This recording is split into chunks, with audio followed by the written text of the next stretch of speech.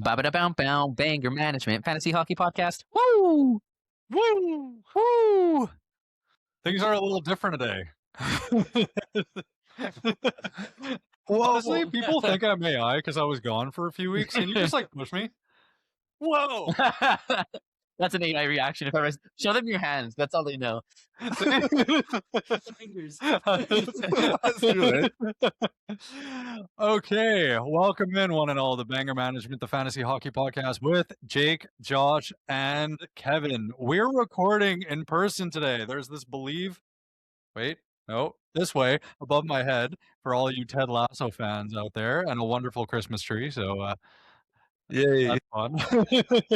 Which I'm taking down next weekend. No, but I'm glad the viewers got to see it before. I kept my Christmas tree up last year. I kept it up until April. I remember that. Yeah. I remember that. I used to hop on Zoom meetings at work, and people would be like, it would be like the prop. Like everybody would be like, look at Kevin's Christmas tree. And then now I guess I'm not gonna be able to do that anymore. It is always the season. Today is our Week 14 news and updates episode.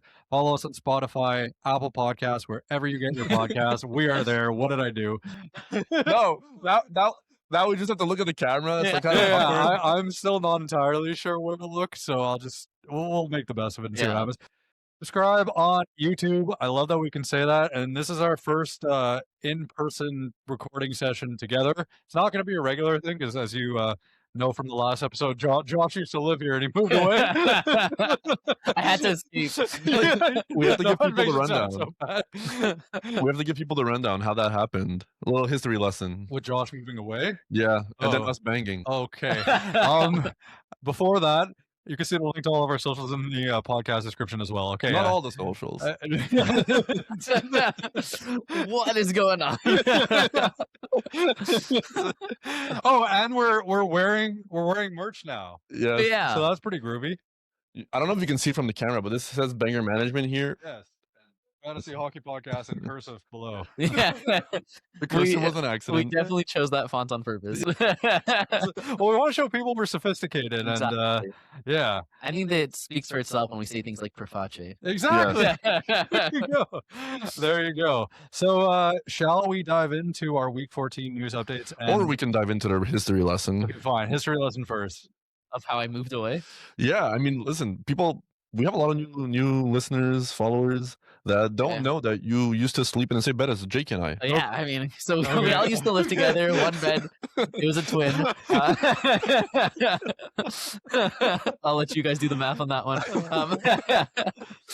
No, we were all in Montreal together, and then me and my wife and baby decided, really the baby decided he wanted to live in the States. And so we moved down south. He was tired of the snow and broke the band up, but I'm back now for today. So For one time. Yeah. Yeah. And yeah, wasn't that riveting of a story?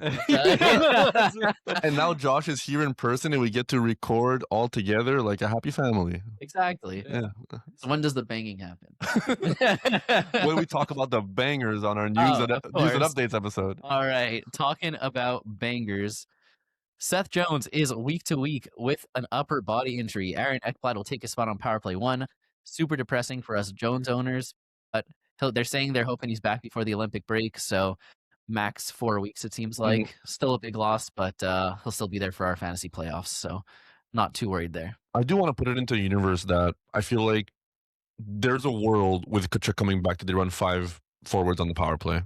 So like if you're scrambling for Ekblad on waivers, I think it's definitely a good pickup right now. But keep in mind that, with Tkachuk coming back, I would not be surprised if they just keep it how it is with like Verhaeghe or Rodriguez as the 5th man there and Tkachuk taking the defenseman spot. And yeah, that would make Ekblad like irrelevant once again. But for now, I definitely think it's a good handcuff ad. Yeah, for sure. Yeah, like speaking of banging, his past 2 games have been ridiculous. Since Jones got hurt, 5 shots, 5 hits, and 4 blocks 2 games ago. I mean, if you could sell him on that production, I would do that because Ekblad is notorious for not doing any of that. Yeah. Yeah, and now he has the opportunity, and I totally agree. The 5 forwards is very possible. Yeah, I'm not saying it's a guarantee. I'm just saying like it's in the realm of possibilities. Yeah. Higher likelihood than most other situations. Yeah. But I'm not too worried as a Jones owner. Like when Jones comes back, he should be power play 1 east. Yeah. All right, Jack Eichel returns from injury and bumped Noah Hanifin off power play 1, as expected. I hope if anyone had Hanifin, they managed to flip him for literally anything. Anyone worth being on your roster would have been a win. So, but now he's back to essentially being a drop. I think, we saw some people in the Discord say that they were like sending offers with Hanifin in it, and I'm just like, he's like worth nothing when he's not on power play 1. So I think it's just I think you got to drop him. But for the moment, I think Jack Eichel, listen, he comes back and he's like a first round caliber player for your fantasy team. So finally he's back. It felt like he was sick, then hurt, then it was sickness, and it was actually no, he's actually hurt. So yeah, I wonder how does this affect kind of everyone with the lines? How does this affect like Marner, Stone? I mean, did you see what they did last game? What did they do last game? They stacked the top 6, so they put all their guys instead of 3 lines, they put into 2 lines. Crazy! What a concept! I know. What are the odds? So they did that. So hopefully that sticks because that would make everybody on Vegas a lot more valuable. Josh, you're sort of American now. Can you explain why the United States picked Noah Hanifin over Lane Hudson? I mean, what about Adam Fox? Yeah, that too. That was way more glaring. What about Jason Robertson? Yeah. Even get me, like, I mean, I'd rather have Jason Robertson playing defense than Noah Hanifin. Okay, we have to remember that these people play actual like ice hockey and not fantasy hockey. So I feel like that's not. I feel like Hanifin is actually a good defenseman. Yeah. Okay. Obviously, we don't want Jason Robertson playing defense, but like Adam Fox, obviously, Robertson, literally the highest scoring American over the past like 4 years. It makes no sense. Who did they take instead of Robertson? Who was the most glaring bad one? I would take Robertson probably over Brock Nelson. Yeah. I guess they want the center. Obviously, on the Rangers guys, Trocheck and Miller. Yeah, Trocheck not making it was a big disappointment, I think, because he's a big face-off wins guy too, right?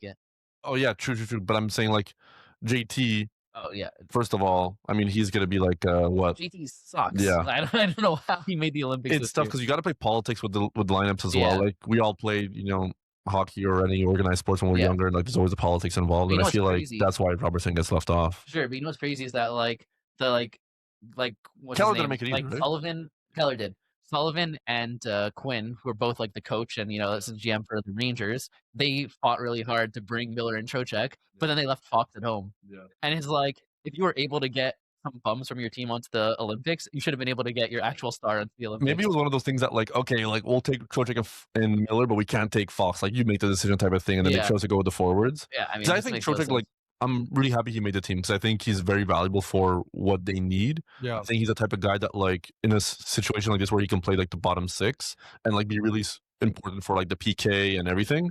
But Miller, I feel like he does not deserve to be there right now. He's just making it on pure pedigree, like Binnington made the Team Canada roster pretty much. I'd rather have Binnington than Miller. And I know that's crazy. I mean, that's I mean, Binnington actually won the Miller playing goalie or Binnington's playing forward. Either. Like it's not to say that Canada didn't make any errors as well. Yeah, I mean, the main error for us was Bennett. Yeah, Bennett and over Cirelli. Like Cirelli making the team was a big asterisk there because I mean John Cooper's the coach, so exactly. And he's he's a good bottom 6 guy to have. It should have been Scheifele or yeah. A lot of guys could have made the team. Anyways, we'll dive into more Olympic stuff later. Let's keep going with wait.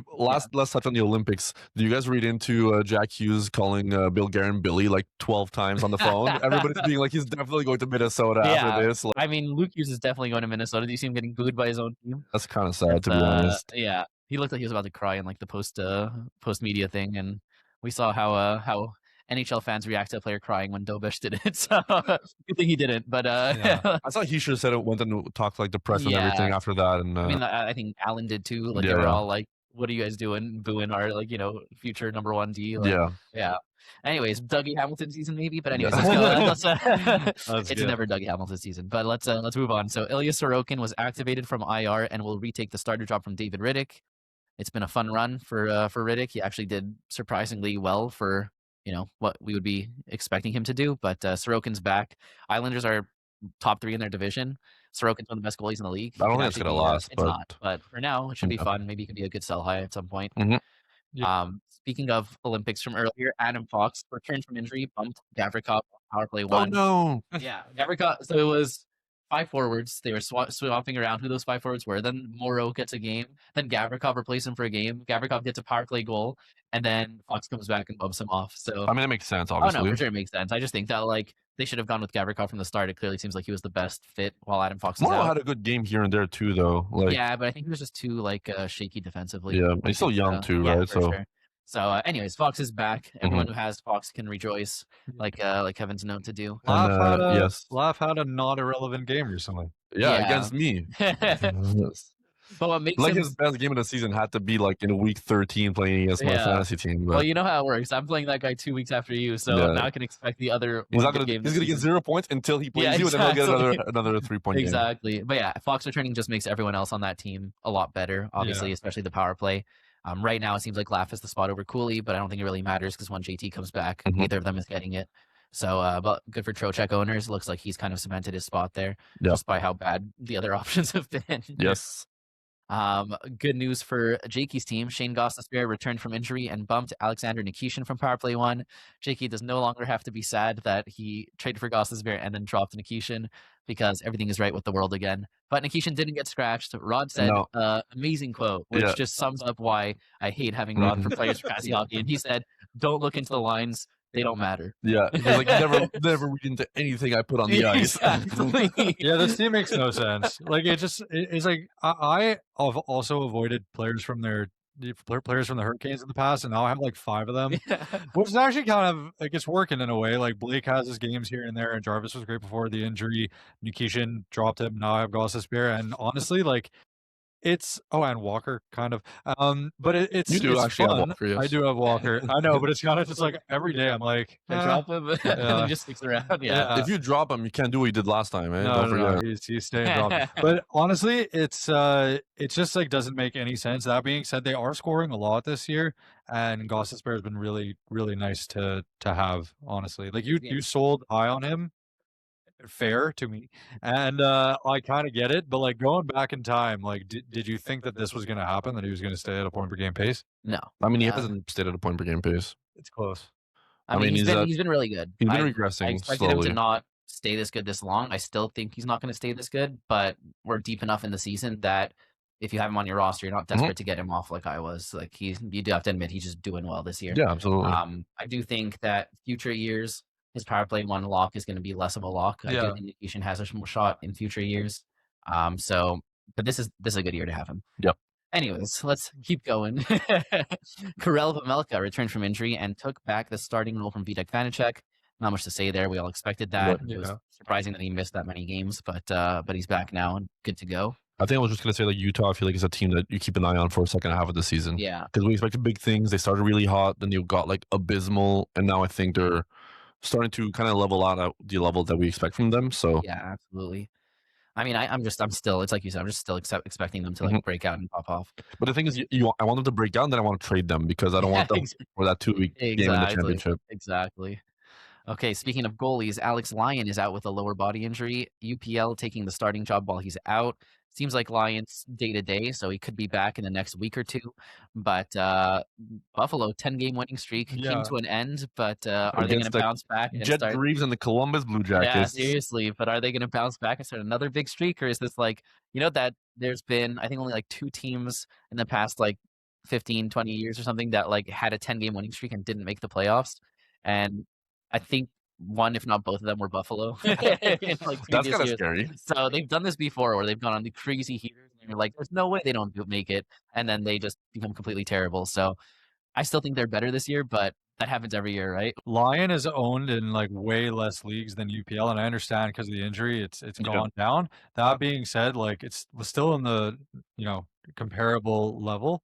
He won 7 of those 10 games. I prefer Lyon for sure. Yeah. If you have to have if UPL is playing at this level, then he's going to keep the job. I mean, he just got lit up against Columbus, but before that, he was actually pretty solid. He had 2 good games, 3 good games. But the other, and even after one of his amazing games, they still went back to Lyon and kind of did a tandem situation. So it's interesting because Lyon was the one that really kind of lit the fire under the behind as far as goalies go. When Lyon's back, do you think it's a tandem situation? Do you want to own any of these guys? Like, I mean, firstly, like, is one of them getting traded? I think one of them is for sure getting traded. Colton Ellis, the one who's at safe. the deadline. Like, I mean, the fact is, the GM said, "Who wants Colton Ellis on their team?" It. He said this 3-goalie situation cannot stand. So he essentially said we're trading one of our goalies, and then it's like you said, I don't know how much value, if any, Colton Ellis has on the trade market. He was a waiver claim, so if they're trading a goalie and he doesn't have any value, it's going to be one of these 2 other guys. So So I don't know what's going to happen with that. But going forward, I think it's going to be probably more of a tandem. Yeah. I think when Lyon was getting Lion's share of the starts, UPL was injured, and UPL getting all the starts is when Lyon's injured. I don't think they've actually gone with one goalie when both have been healthy. So yeah, I wouldn't be surprised to see a tandem. But then if one plays a lot better than the other, I also wouldn't be surprised for them to go with that one. Do you guys want to see a crazy stat? I would love to see a crazy stat. How many points do you think separate the top team in the East from the bottom team in I was the looking East? at this The just today. East or the Atlantic? The whole conference, it's 10 points. The East, yeah, it's 10 points. Yeah, because I know the Atlantic is super tight. And do you know how many points separate the top team in the West from the bottom team in the West? I mean, it's Colorado. 1,000? No way, I can do this. It's actually 35 points. No. Yes, it is actually 35 69 points. versus 34. Yeah. But then second top team is Dallas, which is at 58, so like still 20 points. Yeah, no, it's crazy. I think if you want to look at another interesting thing in the standings, look at how bad the entire Pacific Division is. Like, their top team is Vegas. Vegas is 2-6-2 in their last 10 games.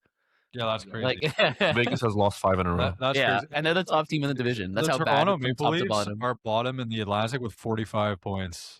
And then Golden Knights are top with 46. Yeah, Wait, it's nuts. Everybody in the Pacific has a negative goal differential. Yeah, it's crazy. There's really weird stuff going on in the standings these That's days. actually crazy. Yeah. Does that mean that the Pacific is stronger or weaker than everybody else? I think it's by weaker. far, yeah. But like also at the same time, it's like there's a lot of competition among these teams. Yeah, well, like that's kind of my strategy this year, goalies wise. I grabbed Kempe and Decord because I thought the Pacific was going to be awful. Like even I didn't think they were going to be this bad. I just thought they were going to have some really bad teams. Like top heavy and like everybody else. But like I figured their division is so bad, and that's who you play the most against. So I'll take them, and even if they're bad too, they're playing against a lot of easy opponents. Yeah, the wealth gap in the Central is probably like the most glaring. Crazy, yeah. Like the top three are wild, pun intended.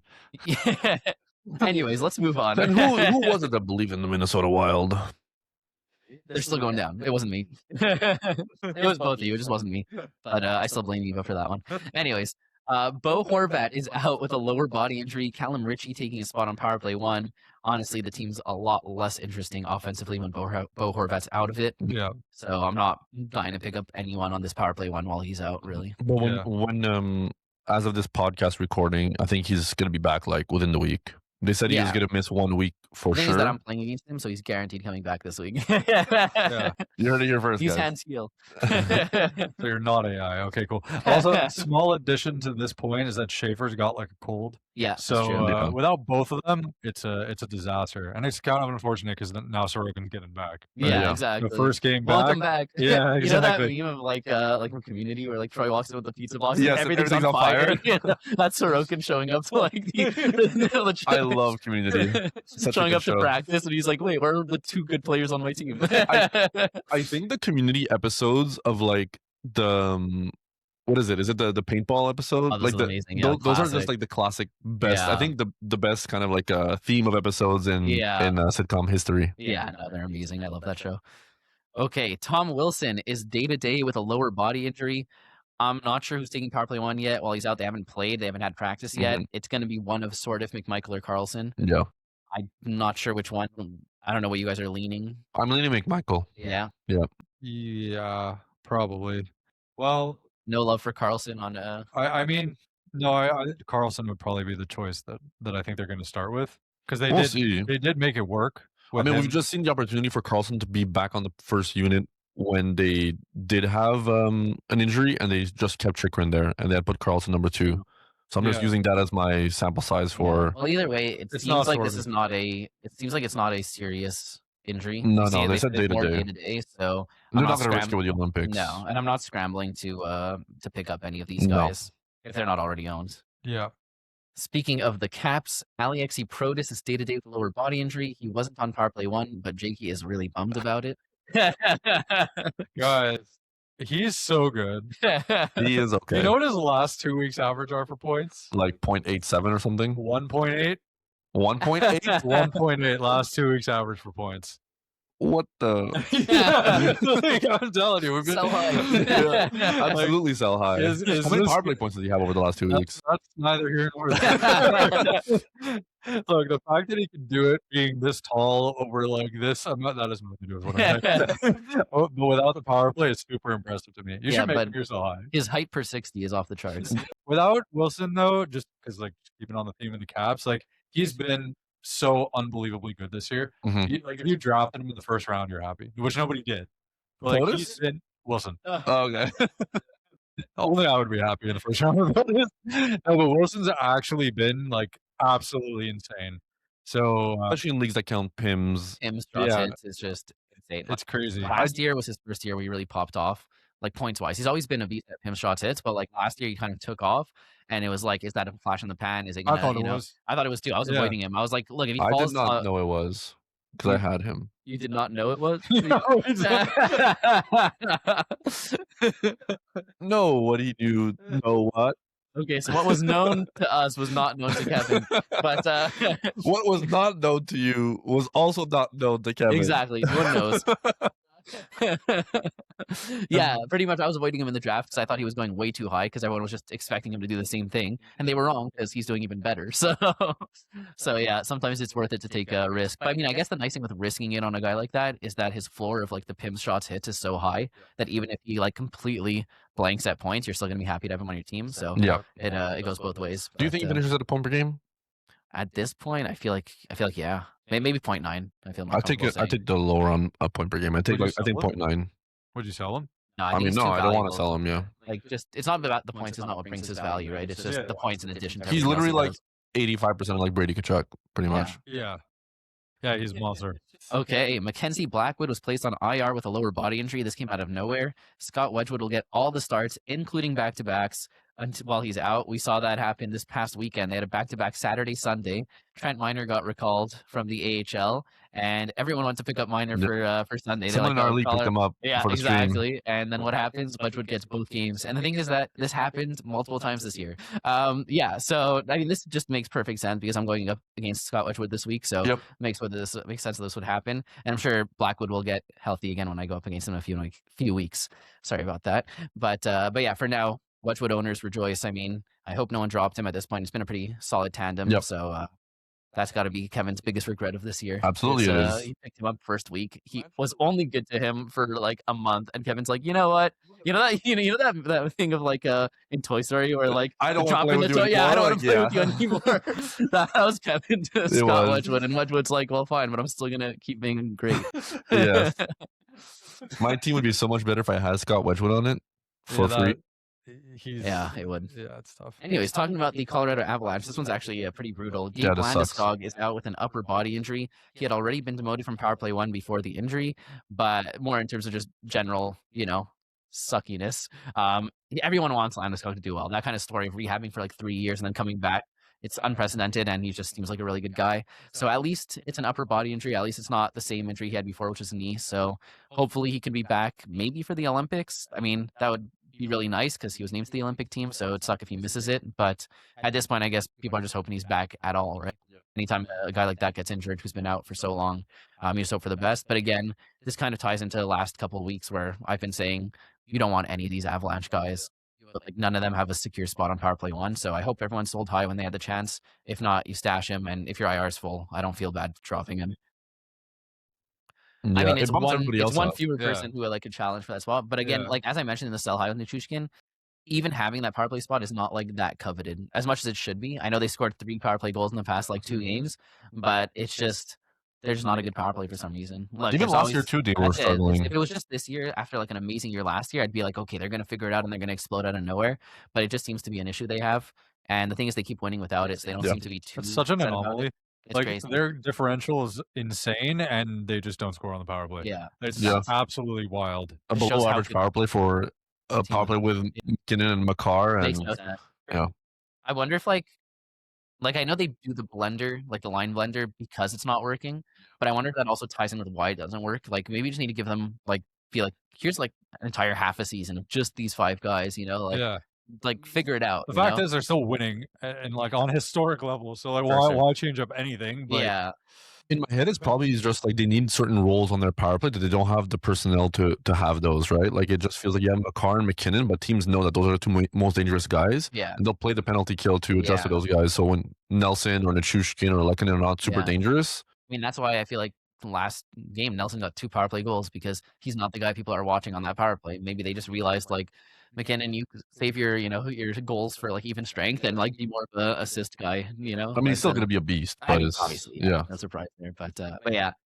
Lastly, but not okay, maybe a little leastly, John Klingberg was placed on IR with a lower body injury. Dmitry Orlov takes his spot on power play 1. I mean, we've seen Orlov have it at earlier times. We've seen Klingberg have it. It just seems like it's not that great of a spot to be, which is surprising with how insane Celebrini's been this year. But even like Celebrini, like his points over the past month are like 1.5. Power play points are almost at 0. So it's kind of crazy to have a player. I mean, this is the same thing we just talked about with the Avs, right? Obviously to a smaller scale because it's not McKinnon and the surrounding cast nowhere near as good as having a Makar or something like that. But it's the same thing of like you have a player performing at such a high level at even strength and then just not doing much at power play. So I'm not rushing to pick up Orlov. He's usually been solid at bangers though. So if you want a bangers defenseman who has the upside of being power play 1 with an elite 1C, then you could definitely do worse. Yep.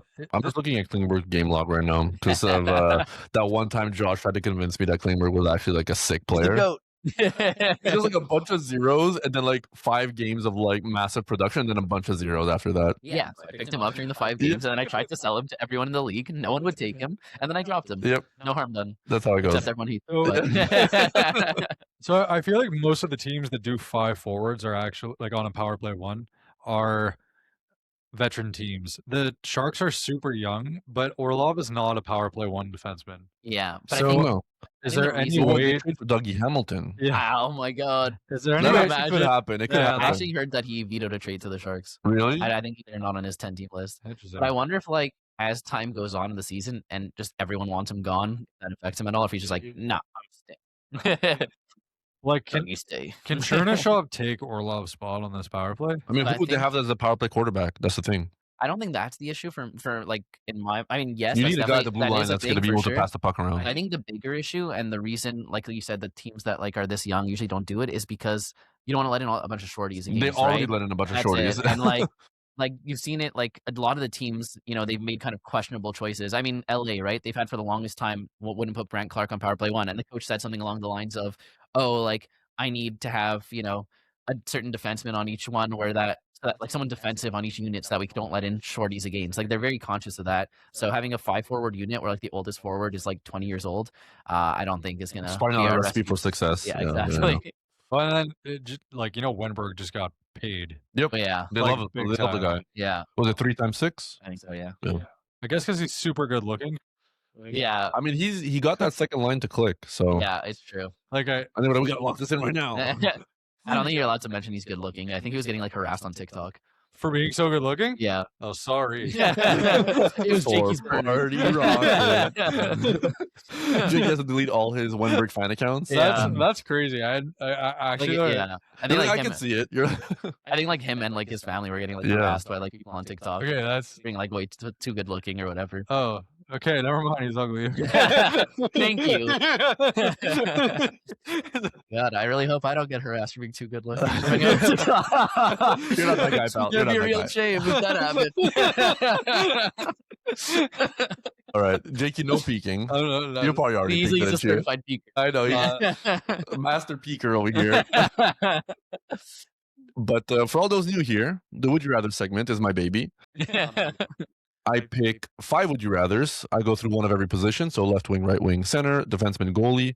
And I try to split the difference. So I try to get Josh and Jake to disagree on this Would You Rather. And I weigh in as the third party informant to split the vote. He's an informant. Informant of my own Would You Rather. I'm here to inform you of my opinion. That's exactly what I meant. So alas, let's get started. Alas, my word of the podcast forever. I feel like it would be at last, right? In this scenario, like it's not a lot. Alas. It's like alas, enough lollygagging, Let's get Alas, into. we'll never know. But all right, let's start with the left wing position. Let's do that. And neither of you guys have peaked, right? I literally have never peeked at You anything swear? in my life, and I You never swear? will. Okay, I believe Josh.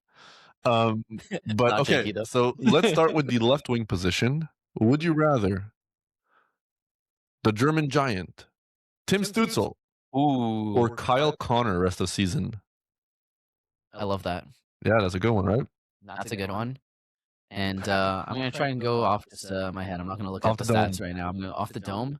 I'm actually going to go with Stützle. Me too. And I know that's probably, well, I guess may not be that unpopular if JT I mean, he's been immediately one of the agreed. hottest players in the NHL over the last month. Yeah. Yeah. I mean, In production, not in looks. no, that's Wenberg. Yeah, I was I gonna know. say, if you're talking German giant and Draisaitl, I who's know, I also know. super handsome. Is I not, know. can I call Draisaitl good looking, or is that against the rules? You can't. All right. Okay, you can out. He hasn't been harassed for being too. Not yet. Not yet. But now that you brought attention to it. Anyway, yeah, I'm going Stützle here. I feel like there's no reason not to, except for the shots. Shots is the big That's one. like the one thing. And if but you think the point space is going to change. it may, but I mean, they can just be around like 1 to 1.15 point per game players, both of them. But you're getting the hits with Stützle, and also Ottawa's got a better playoff schedule, and they're a better team this year. Yeah, and the power play is a big one too. Ottawa has one of the best power plays in the league. Winnipeg is just, They had the best power play in the league Yeah. last year. they had a lot of bests last year, and look where they are now. Like, do Yeah. I think Winnipeg ends the season last place in the league? I don't think so. Yeah. Do I think they're making the playoffs? No. So I think there's brighter days ahead for Winnipeg, but not that much brighter. I mean, I'm sure there's like, a bunch of blizzards. I there can or see them whatever, doing so what the Blues did last year, where it's just like the last think so? month and a half is just they go on a tear. they go on a tear. Maybe it's futile, but Yeah. Yeah. The thing is that the Blues have done that in the past. Like when they won the Stanley Cup, Yeah, they that is. did that. Yeah, that's their thing. I feel like the Jets are usually just a steady, really good team, Yep. and now that they haven't been, it's bad. Yeah. But let me remind you guys. Last season, Kyle Connor was 0.2 points better than Tim Stützle. And- Stützle edged him out by 0.06. Yeah. So So, still- even last year, where Yeah. Connor was unreal, Stützle still had the Yeah. edge on power play. But Connor had an extra shot, 1.3 shots, Yeah, and then that's- Stützle had 1.5 hits more. Let's and say then, maybe a sprinkling of face like 2 wins. face-off Yeah. wins. So no, I But agree this with year it's Stützle. not like that That's at it. all. So I just think that like that's Connor's like ceiling, right? What was Yeah. last year? And even that, I'm like, I could see going like 0.2 is a lot of points for sure, but power play points and hits. So and the shots also for Connor. So last year I would still go Connor, but this year with how much different everything's been going, I'm definitely going Stützle. I mean, on the season, the averages are pretty much the same, except Stützle's like ceiling went up. Like Yeah, instead of exactly. he went up like 0.15 ish. So yep, it's just rest of season. And I think I'm much more favorable in terms of Ottawa than Winnipeg. Yeah. All right, so did not split the difference on that one. That That's was okay. pretty It was close, still right? good. Yeah, it was still good. All right, this one was. I feel really strongly about the first guy. So we'll see what you guys Yeah. think. Let's play someone on Kevin's team. The guy. No, it's not. It's not. The guy I put him against, though, I feel like I had a better player there before because I'm higher on the first guy. And you were like, But then too I high. think for you guys it would have been too high. But would you rather rest of season Havildor hit. right winger for the Vegas Golden Knights, Mark Stone or Oh, Adrian Kempe rest of season? Oh, that's a good one. that is a good one. That's tough. I'm I'm pretty just- high on you're Mark Stone. very Like high I've on been Mark trying to buy him Stone. the whole season. That's not gonna happen. But Yeah. yeah, like that's crazy. The turnaround. Kevin and I used to be the co-founders of the Mark Stone Hate Club, and all of a sudden, I hate him so much. I want him on my team. Look, I mean, Kempe's a bit scary right now because he's power play 2. Again, we talked about It's this on the that streamer random episode power play thing. where Daily Faceoff has him as power play 1, but if you're actually looking at the ice time and you're looking at who's scoring the power play goals, it's the power play 2 unit with Brant Clark. So right now he's power play 2, and that's a massive loss, even though the power play wasn't even producing. And I'm a certified Mark Stone hater. Look, if we're gonna assume Mark Stone's healthy the rest of the season, I'm taking Mark Stone. And I know that that might be surprising because of how much I dislike him, but like he's always been a good points guy. It's just Yeah. the guy can't stay healthy, but it seems And he's been like on a tear this season. yeah, he has been. So it seems like this year it's like different players on the Vegas Golden Knights' turn to be on LTIR. So Stone gets a year off and he gets to actually play this year. So look, we'll see what happens. If you tell me tomorrow that he's on LTIR for the rest of the season, I'd be like, oh, classic Mark Stone. But no, I'm still taking Stone over Kempe here. I really, really want to go Kempe, but I feel like you just can't because Stone's just been so much better for points. I do love Kempe shots hits though. Yes, absolutely. Like they're really good, and the thing is like that's reliable and here to stay. Not to mention the fact that he's been blocking a lot recently. Like I want to choose Kempe, but I can't truly provide a decent reason why. Okay. So that's like You sound exactly like the U.S. execs when they didn't choose That's it. No, I think honestly, the one thing I guess the squishiness of Stone kind of lends to the fact that like it may be safer to pick Kempe.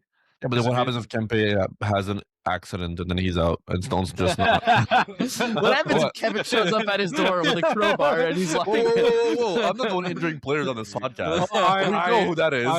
I mean, it seems like you may be a suggestion. I'm just saying you never know with injuries. Yeah. You never know, you know? Yeah, it's just to me like the power play discrepancy is massive there, and now that they got Eichel back, it's gonna just be better. That being said, no, you gotta go Stone here. You do have to go Stone, but I hate the fact that I'm doing that. Yeah. What about you? You love Kempe. I mean, for me, it was Stone. Yeah. The initial one was much scarier. Okay. You can still have an impulsive reaction, but then if you look at it, Okay. Are you crazy? I'm obviously going the not Stone guy. Mark Stone or Natchez? Yeah, Natchez has been really bad lately and bumped off power play 1, but I'm still going Natchez. Why? I just trust his points per like even with how bad he's been, he's averaging on the season like 1.3 points. Power play sucks, but Mark Stone is averaging more points on the season. I mean, trading like a Mark Stone for an And Mark Stone is averaging 3 times the power play points. Yeah, but that just feels like a classic Bilo sell. And Mark Stone has more shots. This is the season. I'm looking at the season stats. I know, but I mean, Mark Stone also missed like 2 months or a month of the season, so his numbers are inflated from playing fewer games. Wait. You said Natchez has been bad? Sorry, he put up 1 game of Street Zeros, so I called him bad. Yeah, I mean on the month he's at 1.29 That's what I'm saying. Like, even with points him per being game. like bad, he's still like 1.3. Yeah. Like, that's what I mean. That's why I'm going Natchez. No, I gotta go. I don't think it's crazy with how good Stone has been. I just think that like I think I'd there's rather a reason. Stone. That's crazy. For the power play production. Yeah. Is 0.15 difference between them? 0.15, 0.10 to 0.2 probably? I just trust Natchez a lot more for some reason. Why? I mean, I guess a lot of it is that injury risk. It's just because he's tied to McKinnon. But let's not forget Natchez on Carolina too. Like he wasn't the superstar. He wasn't like a I mean, also ransom look guy. at Vegas, what they've been doing with the lines. Like they just consolidated the top 2 lines, but before that they were splitting up the 3 lines. Yeah, but we know Mark Stone is always there. Yeah, but each line was getting 2 good players and 1 random. You know, so like if Mark Stone gets to play, yeah. You're being Gus smiting you for choosing Mark Stone over Marty Natchez. The throat goat has It's a good thing we're not doing a countdown today. You would be cooked. honestly. No, I mean they're actually both good. It's not a bad one. Like I don't think it's a ridiculous one. I'm still going Natchez, but whether it's net, like we're on the same page here, Josh. But it's surprising you'd pick Stone. I get it, but Natchez to me, like just playing with McKinnon is a whole other level than playing with like anybody else. And yet Mark Stone is outproducing him. It's just the averages are And it's like like- the sample size is lower. It's considerably. Yeah, but it's still a lower. big sample size. Sure. Yeah. It's not like it's 10 Well, games. that's why it's like close. Yeah. Like if it was like, But to me, everything is close except the power play points. yeah. And power play points is not close at all. So then why are we so heavily leaning Natchez? I just feel like And when Natchez we is- know Natchez is in the realm of outcomes for him to be line 3 at some points. that's true. I think the same thing could be said for Stone with the top. I've never like, the seen lines, Stone but- line 3. Yeah, I don't know. I just think that for players who are doing so similarly, I know Stone has a big edge on power play points, but It's I'd a rather huge just edge. have big edge on power play points. But I'd just rather the guy who I'm not expecting to just drop like a fly. Stone like, has at any 14 moment. power play points on the season. Natchez has 9. Stone's already had a session on the IR for a month this year. Yeah, He's gonna have another one.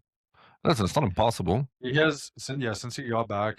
I mean, he's played like what 15 or Okay, 20 how about games. this? Three of those no points. I'll beer bet you that Stone ends up on IR again at some point this season. Okay, now I'm taking that bet. Okay, well there you go. Nylander was my other guy instead that I was putting in there. Mark Stone or Nylander.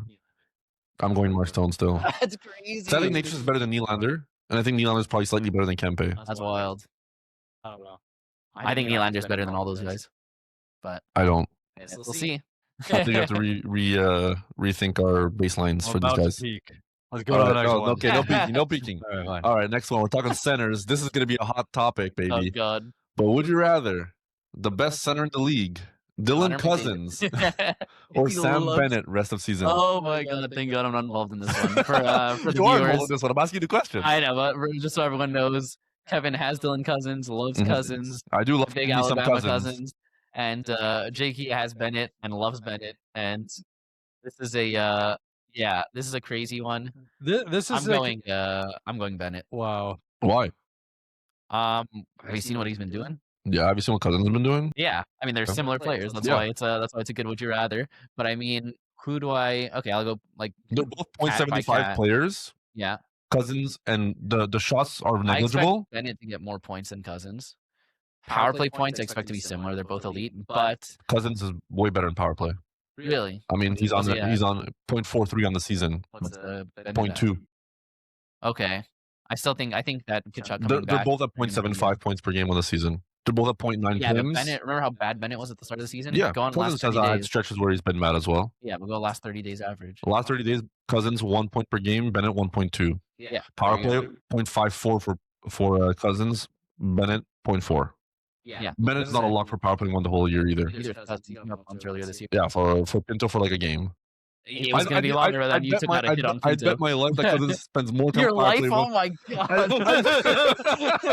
Okay, you got me. All right.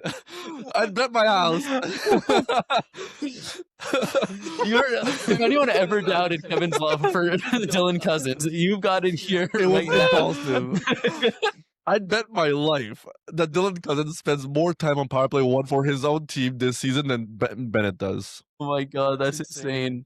No. That's so crazy. Yeah, that's high stakes, but for no reason. No one. This is like the guy. I'm always serious about Dylan Cozens. I figured out these situations Kevin's talked about over the years where gun to his head. He's the one holding the gun.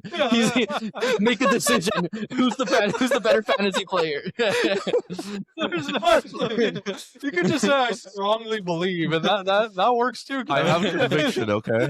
I wouldn't bet my house, my life. Okay, Bennett gets more shots. Yeah. Cozens gets more hits. It's very little. Bennett gets more pims. It's very they're Face-off wins are pretty similar. This is almost the exact same player. yeah. Except Everyone yeah. is on a Just way who do better you power trust? play. I believe that Bennett gets more points though. So that to me is almost the deal breaker. Why are you convicted on that? I'm not Convicted. Why do you have conviction on that? Can you use it that way? I don't think so.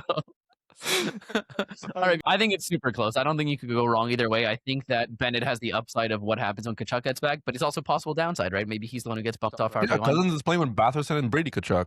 Yeah, but I mean Matthew's better. But no, but honestly, like it's super super close.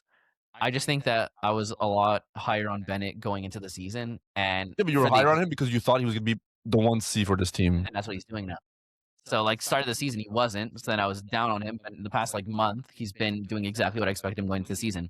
Cozens is doing exactly what I expected him doing in the season. I was also high on him, but at my beginning of the season rankings, I had Bennett like one round earlier than Cozens, and now they're both doing exactly what I expected them and going to their peaks. So I would just go with Bennett because I expect his peak to be slightly higher. Yeah, the other thing is that with the return of Tkachuk, they're just going to get better Florida, whether that's like, Yeah, but it's already high flying. I don't think Bennett goes from averaging 1.2 to 1.5. no, that's not it. It makes him more likely to stay above a point per game It because raises the floor. Yeah, I yeah, think. that's what it is. It doesn't He's raise the playing with ceiling. better players. This is his ceiling. Like, yeah. I mean, 1.2 points per game. No, I think they're both Right. going to end around 0.75 points per game on the season. I think 0.75, 0.8, I think is realistic. Not- Honestly, I feel like this is splitting feathers. I think you pick two players who are going to end They're so so similar over the close, rest of the yeah. season that it's more like your preference. Well, you got to choose one. And then I'm thinking playoffs as well. They both have 11. I know. I'm thinking playoffs as well. And I'm also thinking the power play. And to me, the power play is a big differentiator.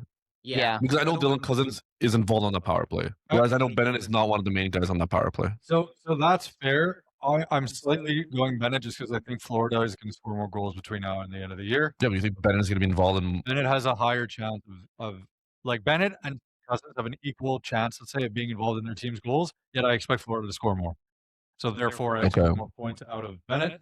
And that's kind of where my decision. Ottawa is. scores a lot too, man. I know. But I just think, Kevin's taking it so personally. I put my Yeah. life on this, man. Can I actually ask you something like, kind of out of left field though? Sure. Dylan What? Cozens versus who? Well, either one of these guys though, Yeah. like Cousins, Bennett. Mhm. But do you take either of them over Trocheck?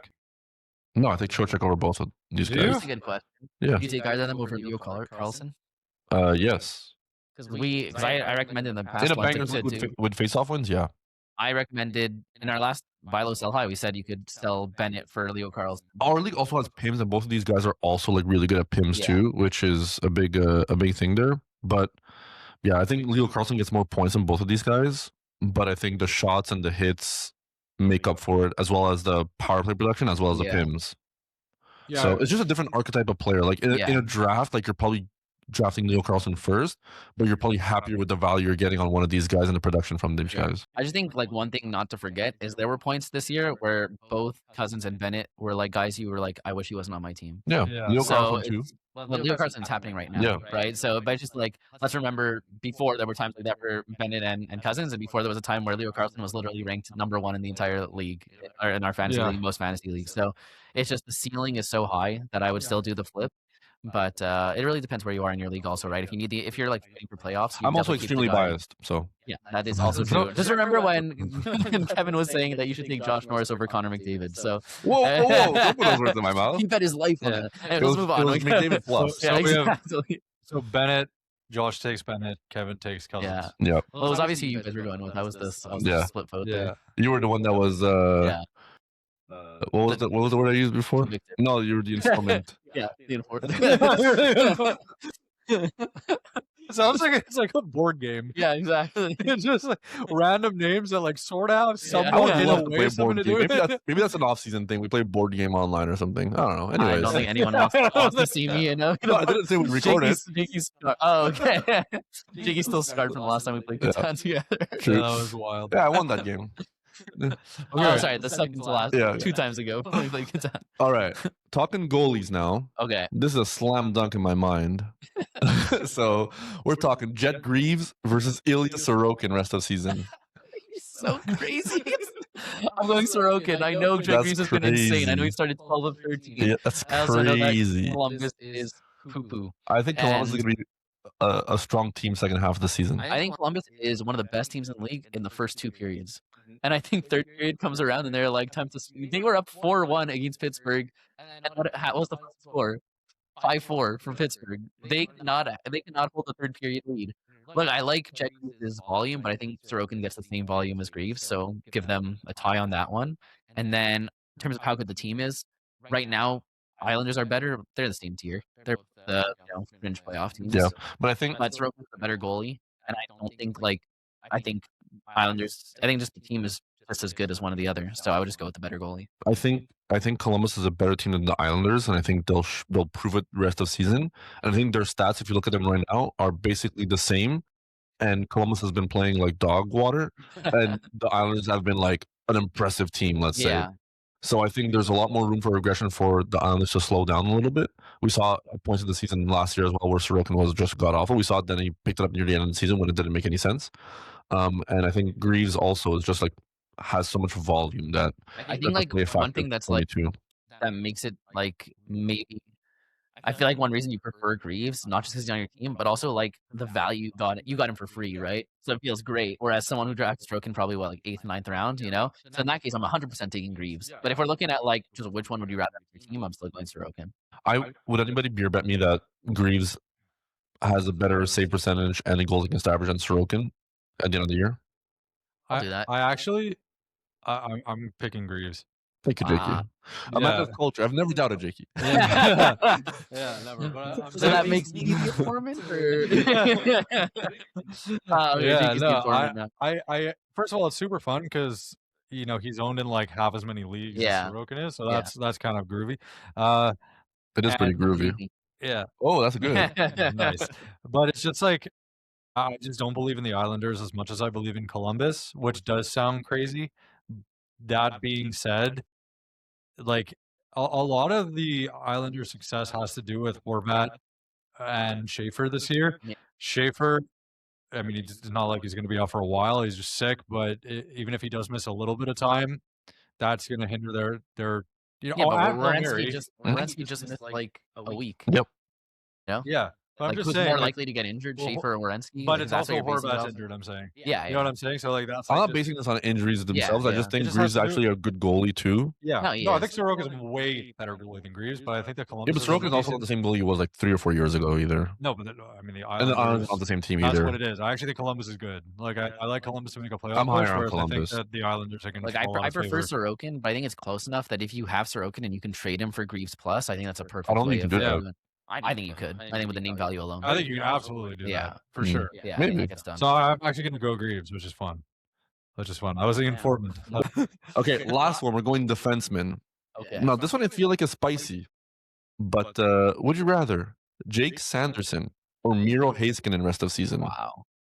That's crazy because like my gut and my heart tells me Sanderson, Yep. but literally every stat I know. says He's been like, it feels like just a buy low forever, and like maybe we just have to Yeah. reevaluate expectations. I think that's it. At a certain point, right, you kind of have to reevaluate.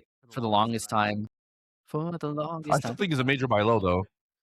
Yeah, no, Sanderson's still a major buy low. I still very much believe in him. And the thing with Heiskanen though is that for years he's been such a like the classic amazing real life, terrible for fantasy. This year he's great for fantasy. And Is that a random being bad blip? at the thing is the being bad at fantasy is the thing that didn't make sense. Not the being good, if that makes he's But always it was been being bad for so long that it was for sure. So it became the norm. But like it never made sense to me. Like how do you be such a good player with such good deployment on such a good Jacob team? Slavin. No, but it's not the same because he was power play 1 on like a high scoring team with not a crazy coach, So like it didn't make sense. So the power play 1 quarterback on Dallas being amazing for fantasy this year Makes sense. makes perfect sense, Yeah. right? So, but also power play 1 quarterback on Ottawa is just as good of a power play. But I think I got to go Heiskanen. Do you know what their stats are on the season? What are their stats on the season? Season average, Sanderson 0.73 points. Yeah. Heiskanen 0.86. So he's got the edge there. We know also like he was on fire for so long. I expected a bigger gap. Yeah. Power play, Sanderson 0.28, Heiskanen 0.33. Yeah, that's lower than I expected for both of them, Yep. actually. And then on the shots, Sanderson 205, 2.05, Heiskanen 2.14, pretty much the same. Hits pretty much the same, 0.35, 0.17, and then blocks 1.83, 1.88. Crazy. They're so close. And one of them we have such a good view of, one of them we have such a bad view of. Yeah, it's really just the fact that like I very much want Sanderson on my team. I almost want Sanderson on my team more than I want Heiskanen, but I still think Heiskanen's better. I don't know if that makes sense. I think I can get Sanderson for cheaper. That's why I want him on my team more for similar production, but I think Heiskanen's got to have the edge. I think if Heiskanen has these stats with what we saw Dallas do for like months, I expected better. And I feel like this is maybe Sanderson's floor. And now Ottawa's starting to cook. And they're getting healthier as well, so I feel like. But also, like their power play's been popping off. I feel like Sanderson hasn't been getting that involved. 0.28 is pretty good. It's For just sure. it'll be weeks where he doesn't get involved in the 2 power play points that he get, and then some weeks he'll get all 3 points or whatever. So I don't know. I'm still going Heiskanen, but I don't know what you guys think. it's definitely close for me. I feel like Heiskanen's a safer Very close. option, but my heart is feel like- telling me Sanderson. I feel like if you have Heiskanen, like why would you ever make that switch? You're just trading with like the hope that Sanderson will be slightly better, but with the actuality, like currently he's just slightly worse. But there's also the risk of like, does Heiskanen just go back to what he did last year? I don't think so. Not at this point in the season. And Heiskanen has a Thomas Harley thing too. That doesn't even feel like a thing. It doesn't feel like a thing anymore, but it's still there. He's got a lot of money. That's the thing with Harley. Like it's like Yeah. why it's Yeah. not, but I get it. Like they want to win, and he's a great Also, defenseman. like I guess we have to think about the fact that just because like they signed him to a lot of money doesn't necessarily mean that they want him to be the power play 1 quarterback exactly. this Yeah, like year. Connor Miller or whatever. No, I'm not saying not at all. I'm saying Yeah. just this year, right? Yeah. He could still be in the plans for the future. The plan could have always been start with Heiskanen, and when he inevitably does terrible, like he always does, we put Harley. And then Heiskanen was like, oh, I finally have some competition, so I'm going to actually play well now. Yep. So, and then they kind of forced it in their hands. Verbatim. Yeah, exactly. Quote unquote. Yeah. I'm gonna go Heiskanen here. It's been enough of a sample size that he's actually really good. I recommended him in my buy low sell high in week 7, and Sanderson was actually one of the targets back then. Nice. So I wouldn't say, but I also recommended Hudson, Werenski, Bouchard, so other W's. Yeah. It's close though. It's close enough that I'm not mad about having either of these guys No. obviously rest of the season. I don't think that there's going to be a huge spark with Sanderson where you're like, wow, like he's amazing now. I think it's just going to be. I think it's always going to know Valcome's on this Ottawa team. Like this power play is just so crazy that there could be a week where he gets like 7 points, 5 of them are power play points, and the averages get completely skewed after that. Yeah, the same could happen with Heiskanen with how good Dallas is. I just feel like that's Dallas less likely for some reason. Yeah. Well, also with Sanderson, like he's so streaky. So if you get the Sanderson who's on fire in times of playoffs, then you're laughing. You're so happy. But if you get the Sanderson who disappears for a week, that could cost you the playoffs. So I guess in my mind, I'm just like kind of like baking in a lot of like what we've seen from Heiskanen in previous years, and like he's just never been that guy. So this year, like, he was that guy. He had 1 year, and that's like it's looking like this is going to happen again. Yeah. So that's what I'm saying. Like he has so much production already that like the floor of like what he's going to end the season at is going to be higher than what we expected. Yeah. But there's always like, if he ends the season at his like previous pace, let's say, I'm not going to be as happy as if I just have Sanderson on my roster, probably. So that's why I feel like it's just like a close question. It's like a gut call. My gut call is telling me Sanderson. You were the informant. Yeah. All right. Thank you to everybody for listening to our Week 14 news and Would You Rather episodes. If you enjoyed the show, follow us on Spotify, Apple Podcasts, wherever you get your podcasts, and rate us 5 stars. Give this video a like on YouTube. What they're doing, not 10 stars, but 5 and cool. And a thumbs up and comment or whatever. Yes, subscribe to our YouTube channel as well. Join the Discord community. You can see that in the description on YouTube or in the link tree in the podcast description. Still a thing. And follow us also on our socials, which are in the podcast description as well. Ernie, take it away. Ba-ba-da-bow-bow, Banger Management Fantasy Hockey Podcast. Woo! Woo! Woo! Wait, we should do like a thumbnail. Go keep that in. Yeah, we can. Thumbnail. What's the thumbnail?